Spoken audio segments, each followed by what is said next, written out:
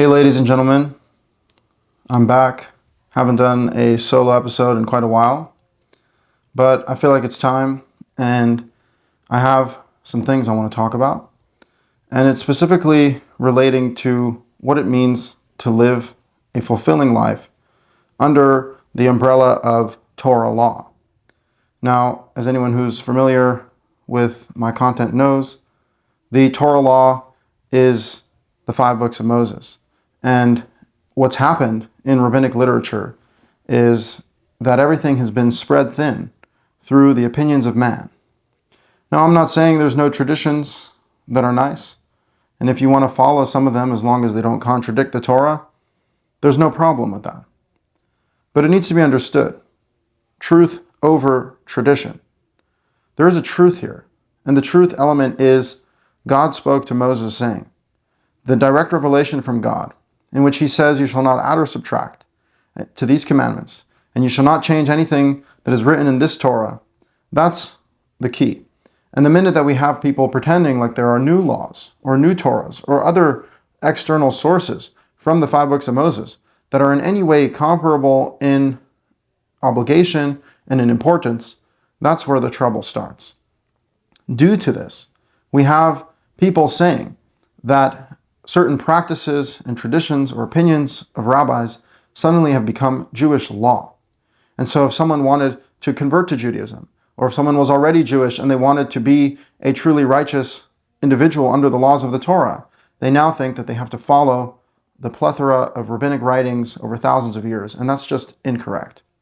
And what I wanted to do in this video today is to point out specifically rabbinic commandments and decrees that are actually harmful to your life, that actually don't help you live a productive, easy life, and they make your life hard and difficult and really not very livable.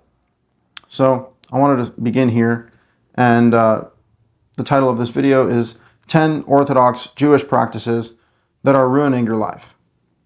Number 1 is the keepa. The keepa is the little Jewish hat that generally Jewish men are told to wear.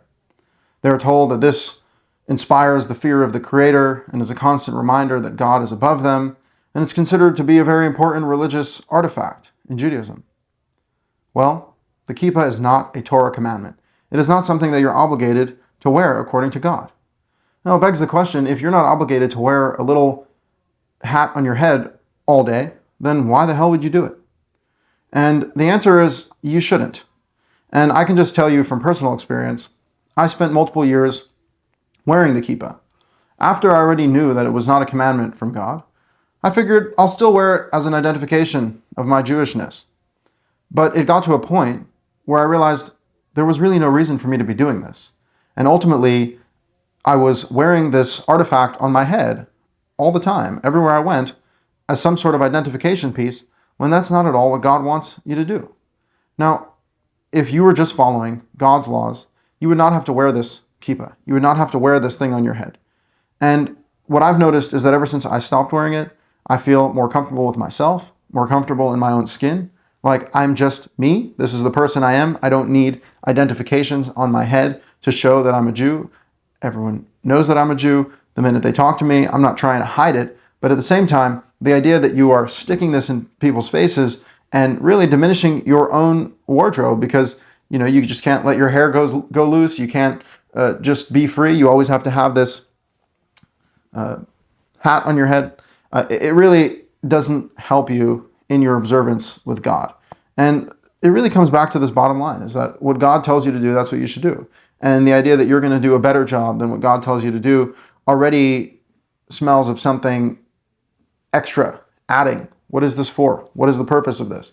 Definitely not an obligation. And in Jewish communities, it's considered to be so important and so vital and necessary to represent how proud you are as a Jew. But the reality is, it just makes you uncomfortable and diminishes your presence, and there's really no point of wearing it. So I'd recommend taking it off and see how it feels, because it actually feels a lot better. And the second thing is kosher symbols. Now, kosher symbols are this rabbinic idea that if you want to know whether your food is kosher or not, you need a rabbinic certification on that product. And so if you were to go to the store and buy cereal and you look at the ingredients and the ingredients say wheat, flour, sugar, and then there's no OU or OK or whatever the rabbinic certifications are. If that's not on there, then suddenly it's not kosher. It's not kosher. Well, the reality is that it is kosher because you have to look at the ingredients. Do the ingredients contain any non-kosher items? Because if they do, then the item's not kosher. But the reality is that this attempt to control the entire marketplace of food is an extremely harmful thing. It doesn't allow people to just operate freely in the world based off of God's commandments, and instead you have to be looking for the rabbi's special certification. And that is a theme in Orthodox Rabbinic Judaism. Everything needs to be done under the guise of the rabbi, under the supervision of the rabbi, and it just robs people of their ability to move about freely in the world.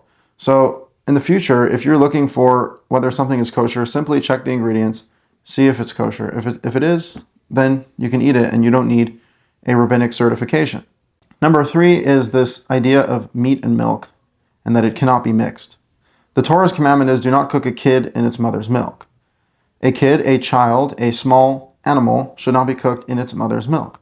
Somehow this has come to mean you cannot mix meat and milk ever. That is not true. It's specifically whether it's a child in the milk of its mother. But if it's not the child in the milk of its mother, which unless you live on a farm and you actually are cooking the child in its mother's milk, you never have that concern. And so don't worry about it. Like you're allowed to have meat and milk together. You don't need separate dishes. You don't need all these things. This is all insanity and creates extreme restrictions, again, on where you can eat and what you can eat and how your kitchen is supposed to be structured.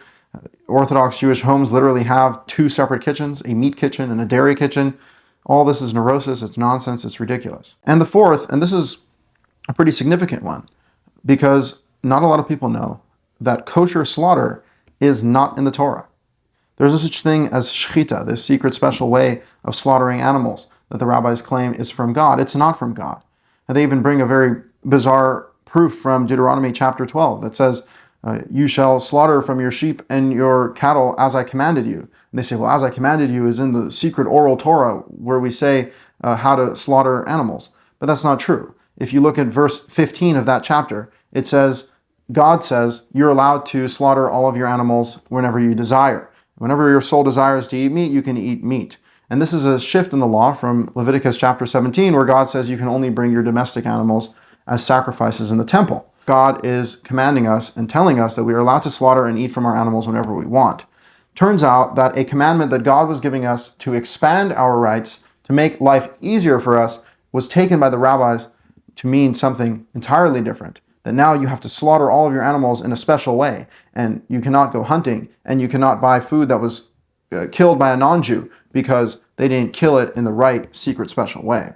In fact, it's not true. If you were to go to your local supermarket, don't get the pork, don't get the shellfish, but if you're going to get chicken or beef or lamb, then you are looking at kosher meat. The Torah only specifies kosher animals, which animals you're allowed to eat. There is nothing about how to kill the animal.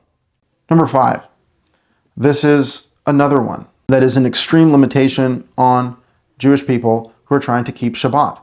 I've come across so many people who say, I'd like to keep Shabbat, but I have to turn on the lights and may have to go on my phone, and so I'm just not going to keep Shabbat. Well, I'd like to know exactly what commandment you're breaking by using electricity. Because in the Torah it says, you shall not burn a fire. Key word, fire. Fire is not electricity. And so to extend fire to everything that is hot or can heat and create light, that's a logical leap that is not actually factually correct. The reality is that fire and electricity are 2 different substances. And so if you were to use electricity on Shabbat, you would not be breaking Shabbat.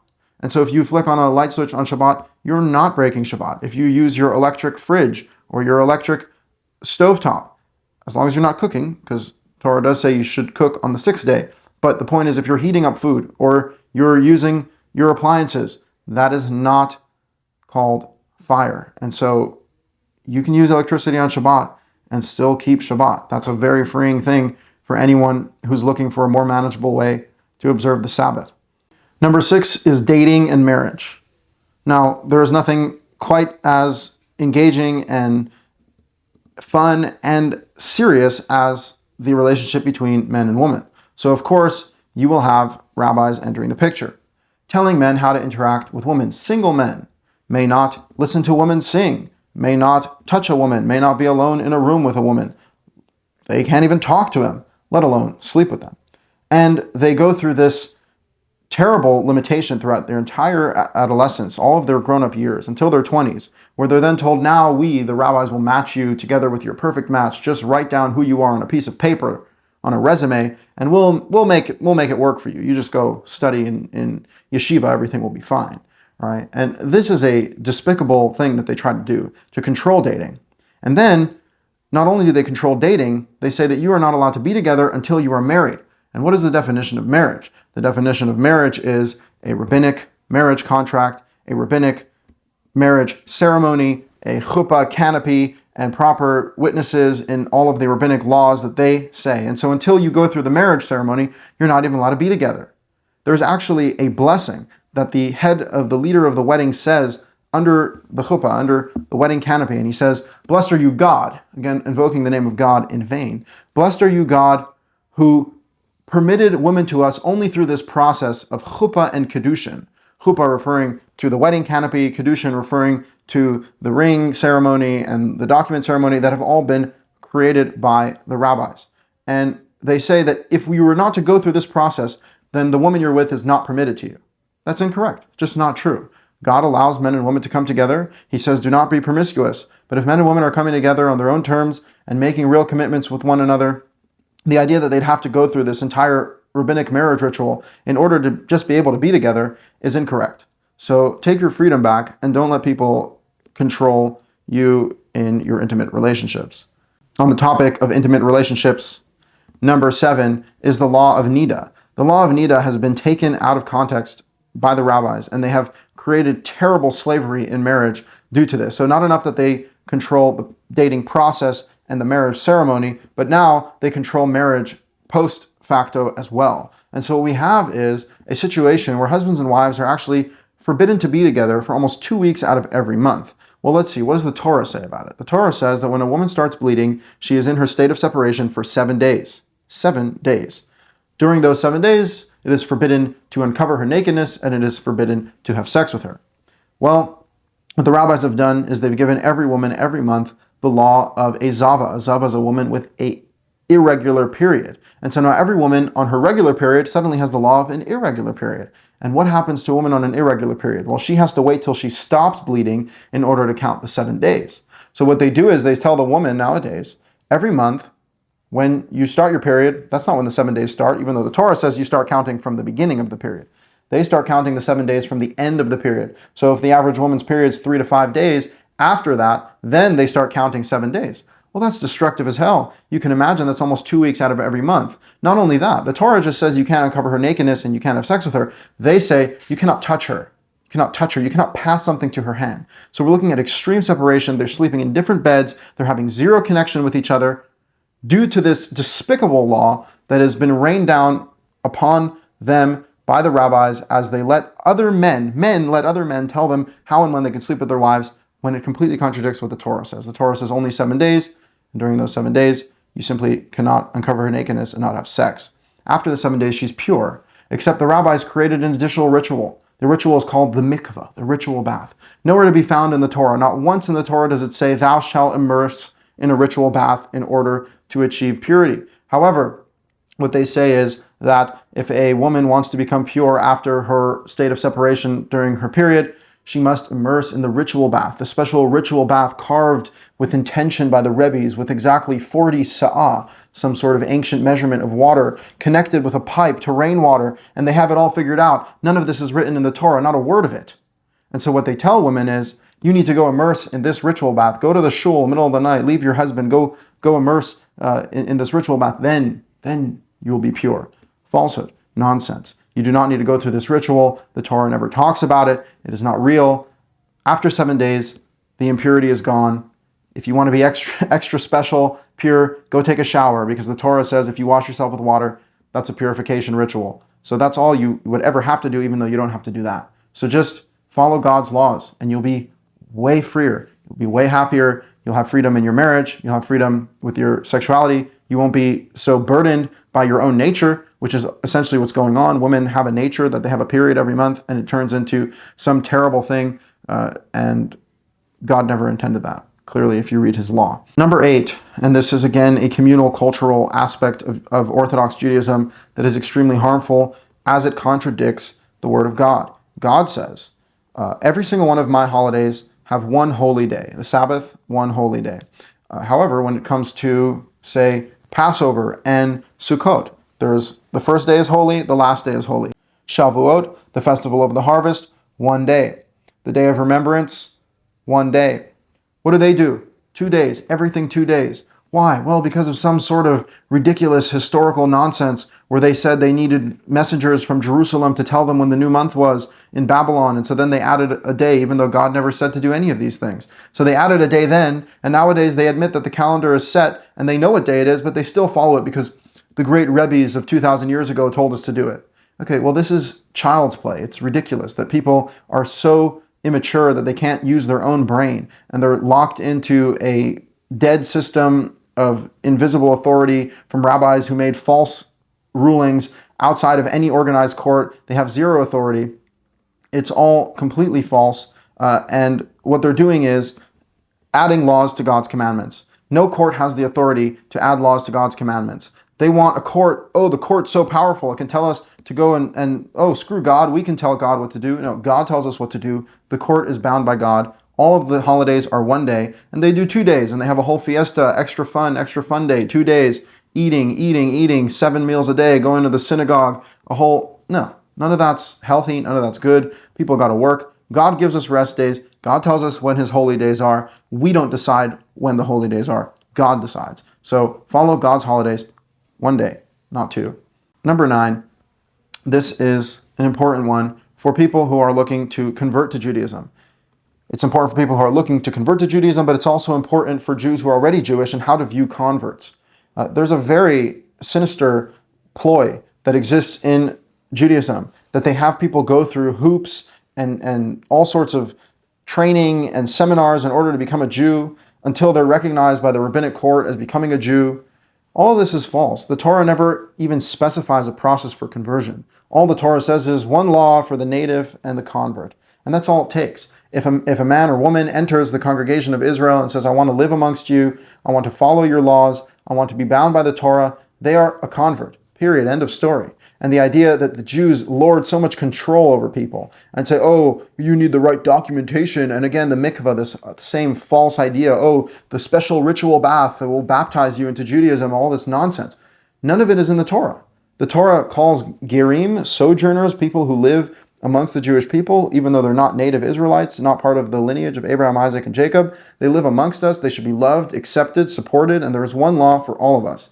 And that's what we have to follow, and we're supposed to accept them and love them. And many converts in the Orthodox community can tell you that they've converted and they're still not accepted because, of course, they're always going to be second-class citizens in a ethno-supremacist mindset. The fact of the matter is that the Jewish people need to get off of their high horse, pretending that just because they have magic Jew blood, now they're better than everyone. God created a system that welcomes converts, that welcomes people who are not born Jewish into the fold, and they're supposed to be treated with respect and love. The Torah is a universal book. It is not just for the Jewish people. It is for all people to learn from. And this idea that we're going to push away people, and again, it's so unwelcoming, so much supremacy, so much we're better than everyone, we can't intermingle with you. We can intermingle with people who want to follow our God and who want to follow our laws. And we can invite them and accept them and teach them the precepts of our Creator,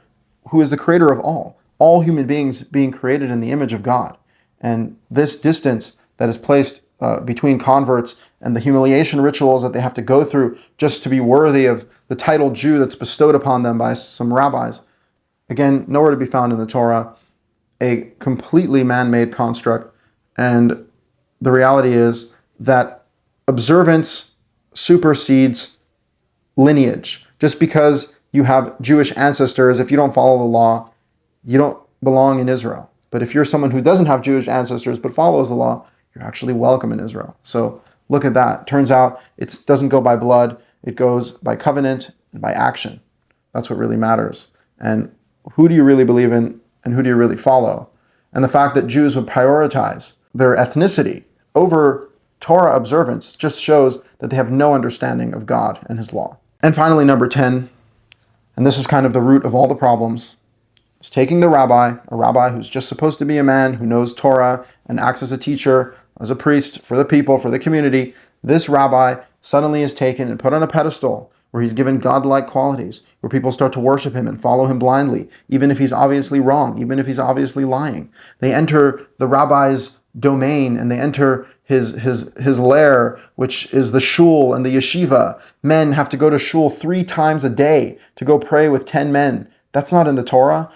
Young men have to sit and study for years on end in yeshiva, where they don't study Torah, by the way, they study Talmud, which is a load of hogwash and terrible information, nothing to do with Torah. The Torah tells men to be providers for their families. By the sweat of your brow, you shall work and bring bread for your family.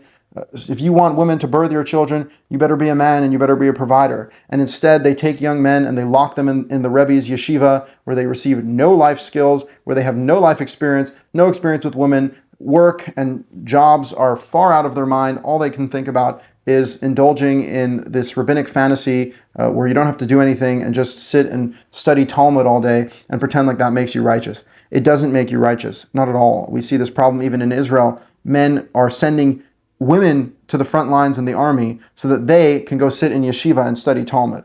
No, nothing excuses men from their obligations. To be a man is very difficult, and this apologist meekness of the Orthodox rabbis that has brought on an entire religion of just avoidance of life and obsession over non-important details of law. Of course, I can go on and on with all this, but I thought these 10 would kind of break it down. These practices that infiltrate your daily life, just stop doing them. You know, whether you're born Jewish and you're part of this community and you're fed up with it and you don't want to do it, stop doing it. If you're not Jewish and you're interested in Judaism and you want to know what it's about, don't follow this path.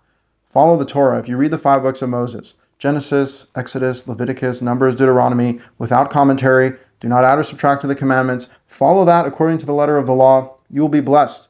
You'll be blessed by God because that is his word and that's what he wants. That is his covenant. There is nothing else. And just want to tell you all that I'm here to study with people. I can study with you one-on-one. There's a link in the description below where you can contact me, reach out, support the show. This is what I'm doing. I'm here to help people understand what the Torah is. I am a rabbi. There is a function for a rabbi. A rabbi's job is to teach the Torah. And what has happened to the rabbinic system is frightening. They've really destroyed Judaism. And I think that there's nothing more important than God and his word and his law can save us all. It's a lesson to his people and to the entire world. And if we were to all follow the 10 commandments, if we were to all follow the laws of morality that are written in the Torah, we'd be living in a prosperous, moral, healthy world where men are men, women are women, and life is flourishing. We help those who are less fortunate. There is life being created, children, health, wealth, prosperity, heaven on earth. That's what it says in the Torah if we follow God. So with that, I bless you all and hope to hear from you. God bless.